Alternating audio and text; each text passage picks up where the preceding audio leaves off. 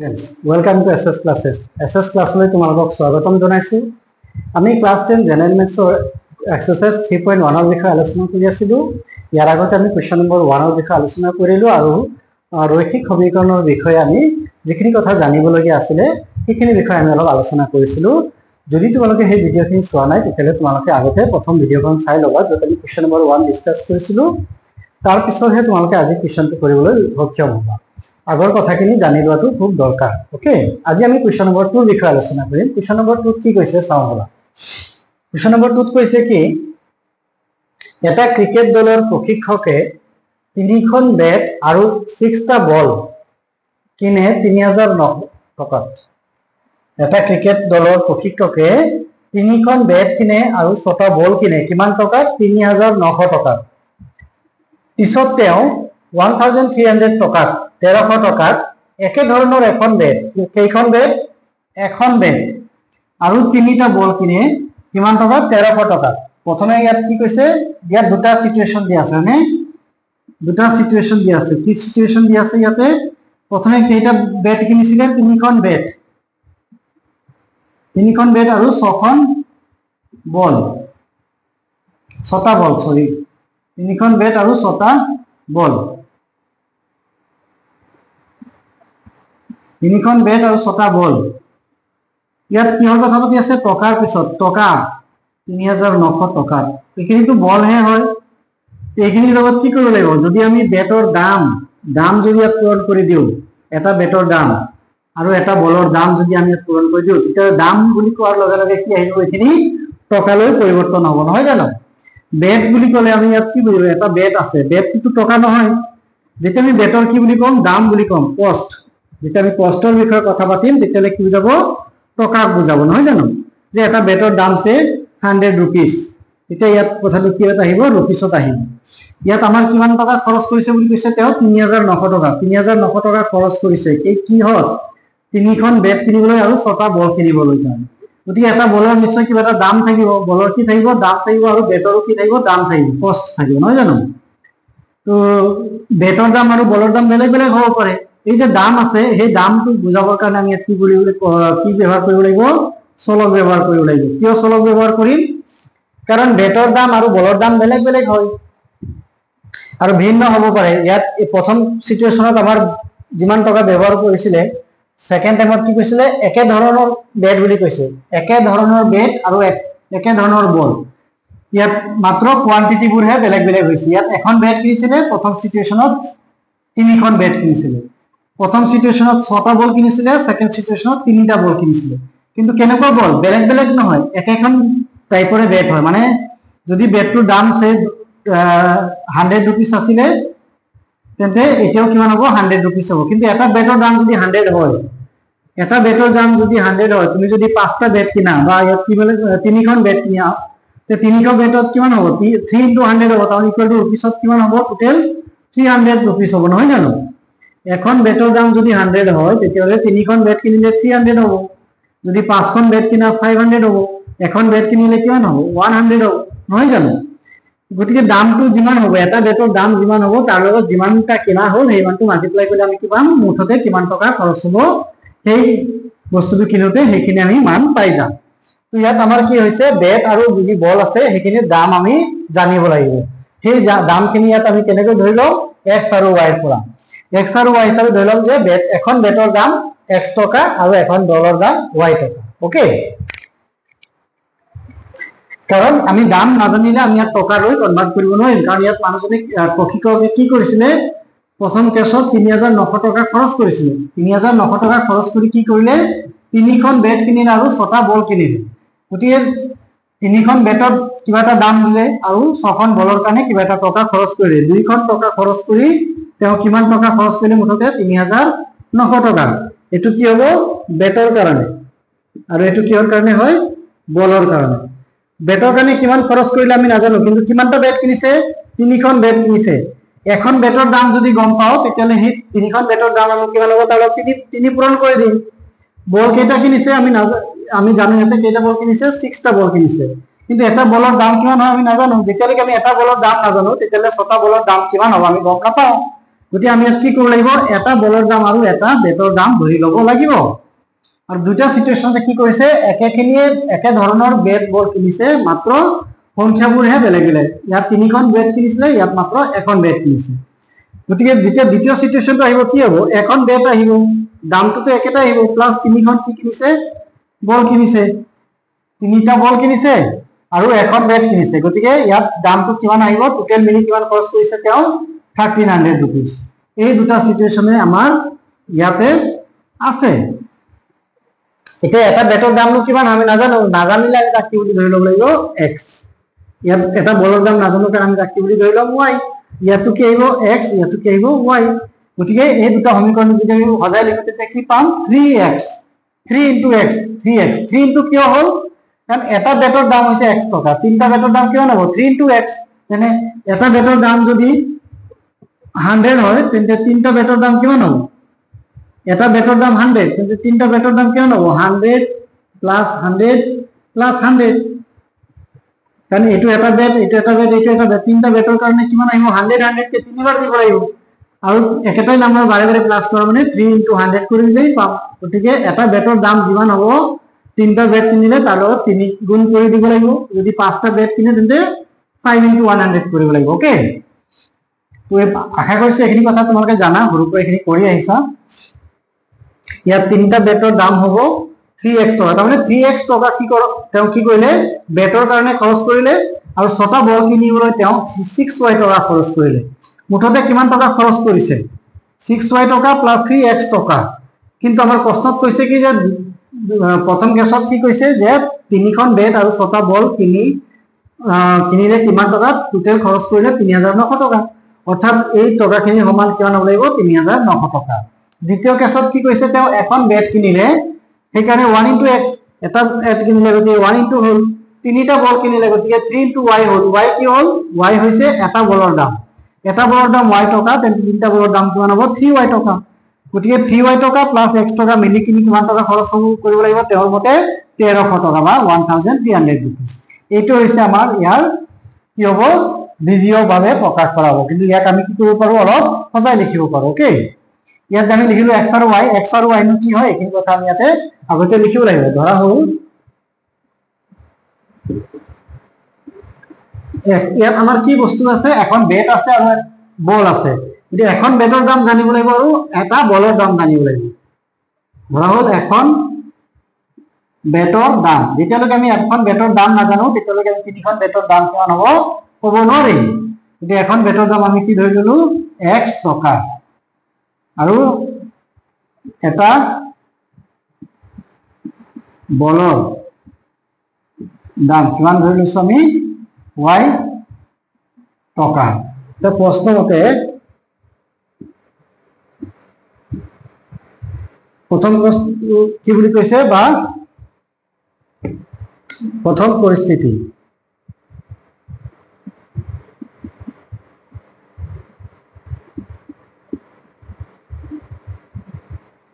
প্ৰথম পৰিস্থিতিত কি হৈছে, কেইখন বেট কিনিছে, 3খন বেট। যদি এখন বেটৰ দাম যদি x টকা হয়, 3খন বেটৰ দাম কিমান হ'ব, 3x টকা। প্লাস বল কিনিলে কেইটা, 6টা বল কিনিলে, এটা বলৰ দাম y টকা হয়, তেন্তে 6টা বলৰ দাম কিমান হ'ব, 6y টকা হ'ব। আমাৰ মতে খৰচ কৰিছে কিমান, 3x টকা প্লাস 6y টকা। এইখিনি টকা মুঠতে তেওঁ খৰচ কৰিলে। কিন্তু প্ৰশ্ন মতে কি বুলি কৈছে, সেই টকাখিনিৰ মান কিমান হয় বুলি কৈছে, 3900 টকা। গতিকে ইয়াৰ লগত ইকুৱেল কৰি কিমান হ'ব, 3900 টকা আহিব।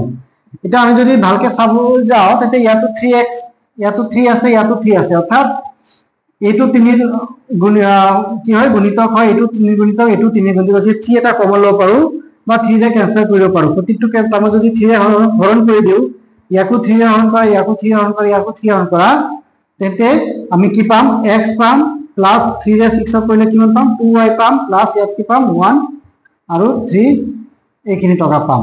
আমি এইখিনি দেখাব নালাগে, তোমালোকে জাস্ট জানিলে হ'ল। ইয়াত কিয় কৰিলো, এইখিনি নকৰিলেও চলে, কিন্তু যিহেতু আমি ইয়াত আছে, দেখি পাইছো চকুৰে যে 3 ৰে গুণিত হৰণ যায় গোটেইখিনি টাৰ্মক। চাবা আকৌ ইয়াক হৰণ গৈছে, ইয়াক হৰণ গৈছে, যদি সোঁফালে হৰণ নাযায় তেন্তে আমি হৰণ কৰিব নালাগে। তিনিটা পদক যেহেতু সোঁফালে বাওঁফালে প্ৰত্যেকটো পদতে 3 ৰে হৰণ গৈছে, সেইকাৰণে আমি 3 ৰে হৰণ কৰিলো। এইটো আমি সমীকৰণ 1 দিলো। আৰু দ্বিতীয় পৰিস্থিতিত কি হৈছে এখন বেট কিনিছে দ্বিতীয় পৰিস্থিতিত কি হৈছে এখন বেট কিনিছে কিমান হ'ব x প্লাস তিনিখন বল কিনিছে তিনিটা বল কিনিছে 3y টকা হ'ব এটা বলৰ দাম y টকা গতিকে তিনিটা বলৰ দাম হ'ব 3y টকা এটা বেটৰ দাম হয় x টকা গতিকে মুঠতে কিমান টকা হ'ল x টকা প্লাস 3y টকা গোটেইখিনি টকা মিলি কিমান টকা হ'ব লাগিব প্ৰশ্নটোত কৈছে যে তেওঁ কিমান টকা খৰচ কৰে 1300 টকা এখানে হৈছে সমীকৰণ 2 এই x + 3y = 300 এটো আমি এনেকা নিলিখি কি দৰে লিখিব পাৰো অলপ পিছত লিখিম এটো হলে আদৰ্শ ৰূপত লিখিব লাগে x + 2y - 1300 = 0 আৰু দ্বিতীয় পৰিস্থিতিত দেখি পাইছনে এখিনি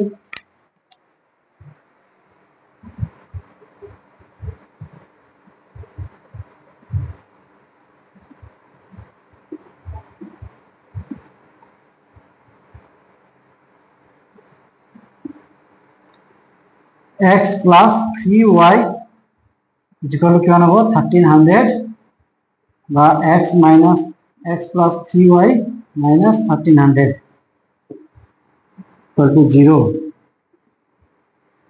এই দুটা সমীকৰণ ইয়াত লিখি দিব পাৰা উক্ত পৰিস্থিতিত দুটাক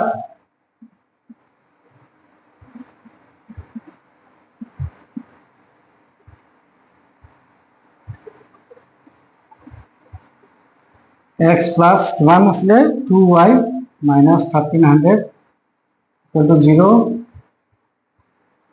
আৰু x plus 3y minus 1300 equal to 0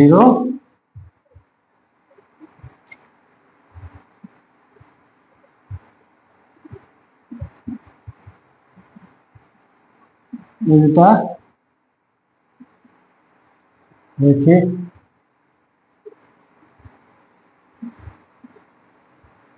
সমীকৰণৰ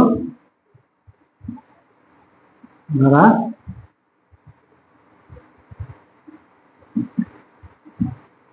গণনা কৰিব পাৰি য'ত x আৰু y ক্ৰমে কি বুজাইছে x মানে কি বুজাইছে এটা বেটৰ দাম এখন বেট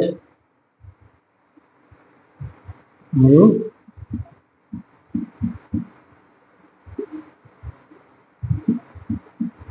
এটা বলৰ দামক বুজাইছে এইখিনি কথা তোমালোকে লিখি দিলে এইটো বুজাব পৰীক্ষাত এনেকুৱা ধৰণৰ কুৱেশ্যন জেনেৰেলি আহিব নালাগে বাট যদি আহে এনেদৰে কৰিব লাগিব কিন্তু এই যে আমি সমীকৰণবোৰ বনালো এইখিনি হৈছে আসল ইম্পৰ্টেন্ট কথা এই যে সমীকৰণবোৰ বনালো সমীকৰণ 1 and 2 এই কথাখিনিকে আমি এটা বিজীয়ভাৱে কিদৰে প্ৰকাশ কৰিব লাগে আগতে আমি জানিব লাগিব সমীকৰণটো যেতিয়া আমি বনাব পাৰিম শুদ্ধকে তেতিয়া আমি যিকোনো ওয়াৰ্ড প্ৰবলেমবিলাক কৰিবলৈ পাৰিম ওকে এইখিনি আছে এতিয়া ইয়াৰ গ্ৰাফিক্যাল ৰিপ্ৰেজেন্টেশন লাগে আমাৰ লক্ষিকভাৱে কিদৰে প্ৰকাশ কৰিম আমি লক্ষিকভাৱে প্ৰকাশ কৰিবলৈ আমি আগতে গম পাইছো কি যে ইয়াত সমীকৰণ দুটা কি কি আছে x plus কি আছিলে x plus 2y minus 1300 equal to 0 মানে x ইয়াৰ আমি যদি ইয়াত লিখো x, y তেন্তে আমি ইয়াত দুটা মান উলাই ললে হয়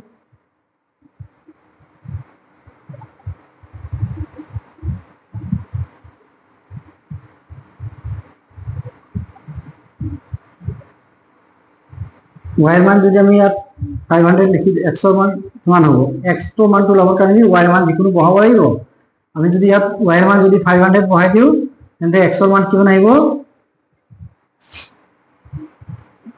x এর মান আহিব -300 এতিয়া x মানটো টকা হয় না জানো টকাটো নেগেটিভ পজিটিভ হ'ব নোৱাৰে ইয়াত আমি এনেকা মানবোৰ বহাব লাগিব যদি আমি লক্ষিকভাৱে প্ৰকাশ কৰো ইয়াতে x = কি আহিব 1300 minus কি আহিব 2y y এর মান যদি 5 লিখো x এর মান কিমান আহিব y এর মান 500 হৈ গলে কি আহিব ইনটু কৰিলে 1000 - 300 আহিব x ৰ মান কি আহিব 300 কেতিয়া y ৰ মান কেতিয়া হ'ব 500 ওকে আৰু ইয়াত মান লিখি দিয়া y ৰ মান লিখি দিয়া সে 300 লিখি দিবি y ৰ মান যদি 300 হয় তাহলে 600 গুছি দিয়া কিমান থাকিব 700 ওকে এখিনি 100 ত বুজা আছে নো প্ৰবলেম আমি এখিনি এটা কি কৰিব লাগিব সেকেন্ড ক্লাসে আকৌ সেকেন্ড কি আছে x plus 3y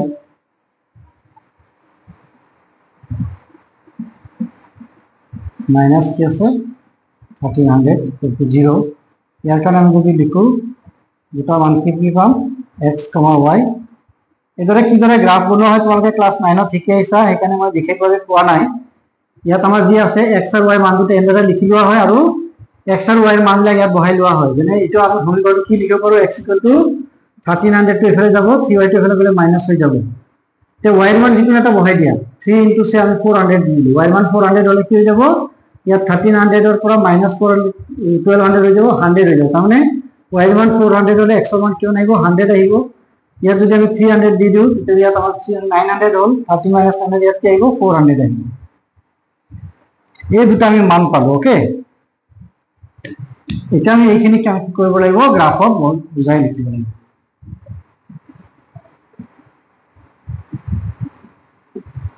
ইয়াত আমি 1 2 3 কে ধৰিব নোৱাৰিলে গ্ৰাফত যেটা তোমালোকে লিখিবা এটা সৰু ধৰক বা পাঁচটা সৰু ধৰক তোমালোকে কি কৰিব পাৰা 100 বুলি ধৰি ল'ব লাগিব এই কথাটো লিখিব লাগিব যে পাঁচটা সৰু বৰ্গক 100 বুলি ধৰি লোৱা হয় 100 একক বুলি ধৰি লোৱা আছে লিখি ল'ব লাগিব পাঁচটা বর্গ তো তার কারণ কি থাকে সরু গ্রাফত কি থাকে লেখা কাগজত পাঁচটা ঘর থাকিব পাৰে বা দটা ঘৰ থাকিব পাৰে ওটাতে তোমালোকে ইউনিট বিলাক লিখি ল'ব লাগিব ইয়াত আমি ধৰিছো কিমান 100 ইয়াত 200 x ৰ হাইয়েস্ট মান কিমান আছে আমাৰ ইয়াতে 700 লিখা আছে এটা আমি ইয়াত 700 লিখে যাব লাগিব 2 3 4 5 6 7 ওকে আৰু y ৰ মান কি আছে ইয়াত আমি 200 এটো 300 400 এটো কিমান আছে 700 500 এটো 500 ওকে এটো 300 400 600 y এর মান বহুত এনেকৈ আমি ইয়াত লিখি লম 100 200 300 400 500 এনেকৈ যাব নেগেটিভত নাহে এখিনি টকাৰ কথা হৈ আছে গতি আমি ইয়াত কি পালো y এর মান 500 হলে x এর মান 300 হয় 300 এর কারণে y এর মান কি হয় 500 হয় to 100 200 300 400 500 okay y মান 400 x মান কি আছিলে x মান 300 যেতিয়া y মান 500 হয় 300 এর উপর সিধা সিধি গলু তারপর আমি ইয়াত 5 আহিলো ইয়াত পালো নহয় জানো আমি ইয়াত পালো এই কথাখিনি লিখিলো না ইয়াত এই বিন্দুটো পালে এই বিন্দুটো কিমান বুজাইছে 300 বুজাইছে 300, 500 okay then r2 আছে 700 এর কারণে 300 700 এর কারণে কিমান হবে 300 এইখানে গলো আমি এই বিন্দুটো পালো এতে এই দুটা বিন্দুকে আমি কি করে দিব লাগিব এদরে জয়েন করে দিব এটো আছে কিমান 700, 300 এদরে ঠিক তেমনি ইয়ার পর যখন x মান 100 হলে y মান 400 100 এর কারণে কিমান আইবো 400 এই বিন্দুটো পালো এটো সে ধরে লইছো a এটো b এন্ড এটো হবে আমার a এটো হবে আমার b এটো হলো আমার p সে p কিমান আছে 100 এর লগত 400 আছে 100 এর লগত কি আছে 400 আর 400 এর কারণে কি আছে 300 400 এর কারণে কিমান আছে ইয়াতে 300 পাম এই বিন্দুটো এটো হইছে তার লেগ এটো হইছে q 400 এর কারণে কেমন পাইছো আমি 300 এই ধরে গ্রাফিক্যাল রিপ্রেজেন্টেশনত আমি এটো বুঝাও পারি এটো হইছিল তার লক্ষিকভাবে প্রদর্শন আর এই সমীকরণ আকারে যে লিখিলো এখানে এসে তার বীজীয়ভাবে প্রদর্শন করা মানে ইয়ার আগতে আমি কোশ্চেন 1 করেছিল এই গ্রাফটো লিখুতে খালি জাস্ট তোমাকে এইভাবে টেবিলটো বনাই গ্রাফটো ইয়াতে যে কোনো ইউনিট লৈ কিনি আমাৰ ইয়াতে 100 200 কে এটো ডাঙৰ লব নোৱাৰো তাত আমি সৰুটো ভাগত আমি 100 বুলি ধৰি লৈ কৰিছো সেইখিনি কথা কিন্তু তোমালোকে ইয়াতে লিখি দিব লাগিব যে পাঁচটা সৰু বৰ্গ আমি 100 একক বুলি ধৰি লৈছো ওকে আশা কৰিছো এইখিনি বুজি পাইছা এইখিনি যদি বুজি পাইছা নেক্সট আমি কোৱেশ্চন নম্বৰ 3 বিষয়ে আলোচনা কৰিম হ'বনে বাৰু থ্যাংক ইউ